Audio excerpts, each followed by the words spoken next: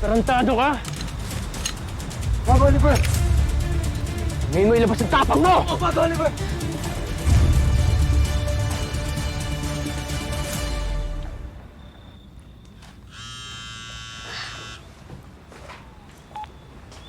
Ano yan? Kuya, tulungan mo kami.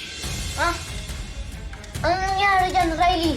Nag-aaway si Cliff at Oliver. Hindi ko sila maawat. Wala akong makitang guard dito. Ha? Nasaan ba kayo? Dito sa parking. Sige, pupunta na kami dyan. Kap, ano nangyari? Nasa panganib si Riley. Sige na, Kap. Puntahan niyo na si Riley. Kami nang bala ni Kuya Adrian dito. Sir, hingi po kami ng tulong kapag kailangan po namin. Sige ka. Salamat, Jenny. Tara na, boy. Ingat kayo.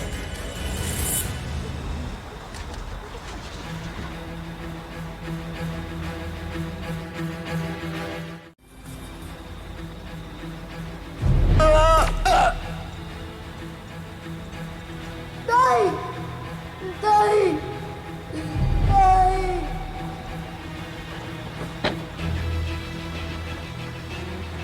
Huwag! Oliver! Oliver, huwag mo gawin yan! Babawin pa rin! Sige na. Ang gagawin niyo sa akin? Gagawin Dadalhin nyo! ka nila sa barangay. Teka, bakit ang dadalhin sa barangay? Ha? Tinutukan mo ang baril si Cliff. Tinakot mo pa siya. Nakukulang ka sa ginawa mo. Hindi ako pwedeng makulong. Eh sila to sumusunod sa akin, ha? Pinoprotektan ko ang sarili ko. Dalhin niyo siya. Hindi niyo po ako kilala! Apo ako ni Eduardo Malaki! Hindi niyo pwedeng gawin sa akin to! Huwag mo isali dito si Sir Mayor!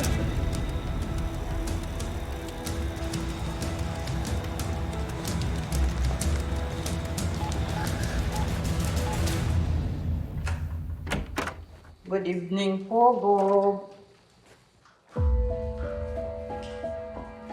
Nag-update na si Chief. At may gumamalaw nga ng mga ebidensya. See? Tama ang kutob ko. This is why I always win, Rigor, because I'm always ahead of the game. Lalo magmumukhang tanga si Rambo sa mga plano. At hindi lang yun.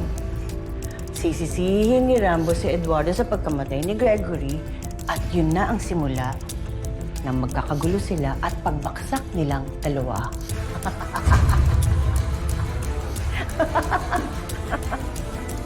I knew it.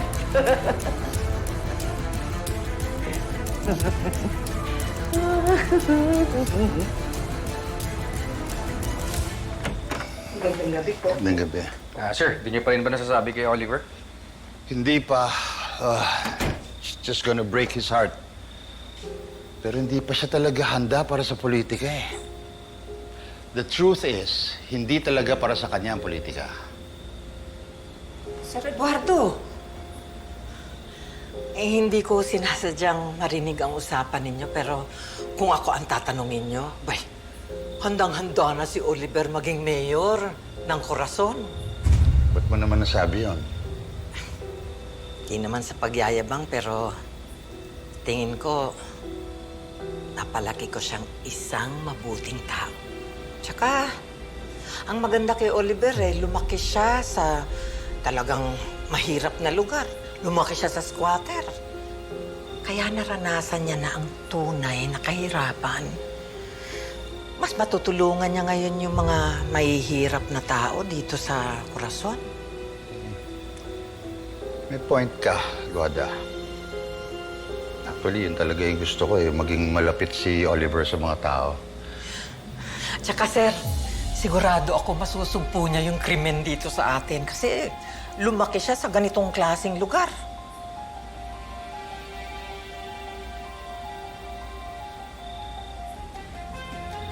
Sige, Guada. I will consider that. Maiwan muna kita, ha?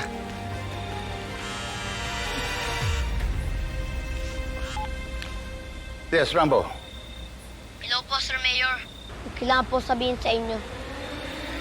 Yung problema po, Oh, anong problema? si Si Oliver po tinutukan ng baril yung kaibigan ni Riley. Ano? Sigurado ka dyan sa sinasabi mo? Hindi magagawa ni Oliver yan. Sigurado po ako. Ako na po mismo nakakita.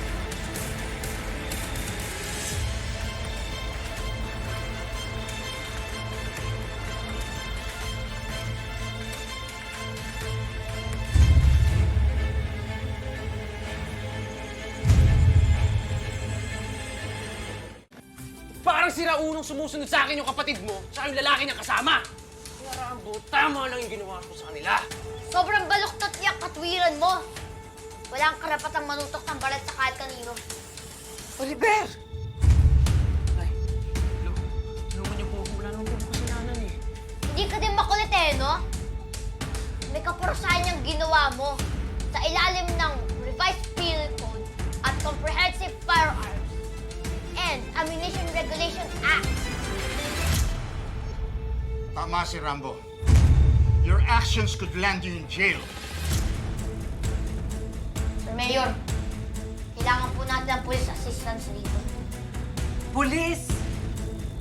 Sir Eduardo, ano ba? Huwag naman kayong pumayag na makulong itong apo nyo. Papayag ba kayo? Aling Guada, kailangan po natin sila para ma-handle po ito na maayos. Tawag na po ako sa presinto. Rambo, sandali. Bago natin gawin yan, maaari ko bang makausap muna si Oliver privately?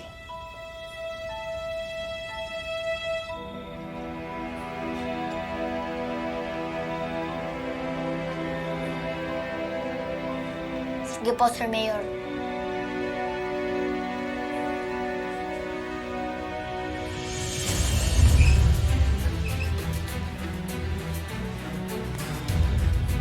Ikaw din, Goda. Iwan mo muna kami.